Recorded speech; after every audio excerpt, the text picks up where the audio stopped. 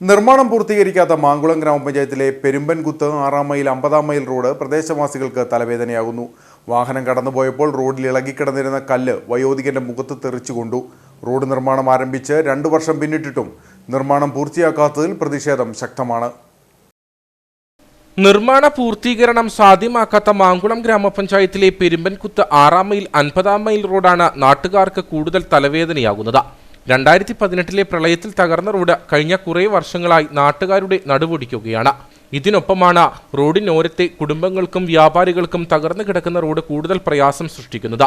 വാഹനം കടന്നുപോയപ്പോൾ റോഡിൽ ഇളകിക്കിടന്നിരുന്ന കല്ല് വയോധികന്റെ മുഖത്ത് തെറിച്ചുകൊണ്ടത് കഴിഞ്ഞ ദിവസമാണ്.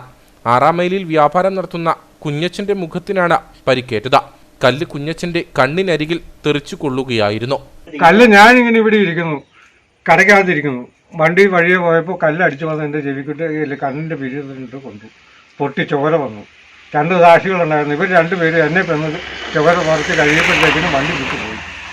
മാങ്കുളം ഗ്രാമപഞ്ചായത്തിലെ പ്രധാന റോഡുകളിലൊന്നാണ് പെരുമ്പൻകുത്ത് 6-ാം മൈൽ 50-ാം മൈൽ റോഡ്.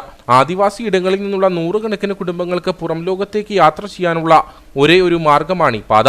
പ്രളയത്തിൽ തകർന്ന റോഡിന്റെ നിർമ്മാണ ഉദ്ഘാടനം 2022 മാർച്ച് 26 നടത്തി നിർമ്മാണ ജോലികൾക്ക് തുടക്കം കുറിച്ചു. എന്നാൽ 2 വർഷങ്ങൾ പിന്നിട്ടിട്ടും നിർമ്മാണ ജോലികൾ പൂർത്തീകരിച്ചിട്ടില്ല. ഇതിനെതിരെ വലിയ ജനരോഷം ഉയരുന്നുണ്ട്. റോഡിൽ ഇപ്പോൾ നടക്കുന്ന നിർമ്മാണ ജോലികൾ ഇഴഞ്ഞാണ് നീങ്ങുന്നതെന്നും മഴയെത്തിയാൽ നിർമ്മാണം ഇനിയും പൂർത്തീകരിക്കാൻ സാധിക്കില്ലെന്നും നാട്ടുകാർ പറയുന്നു.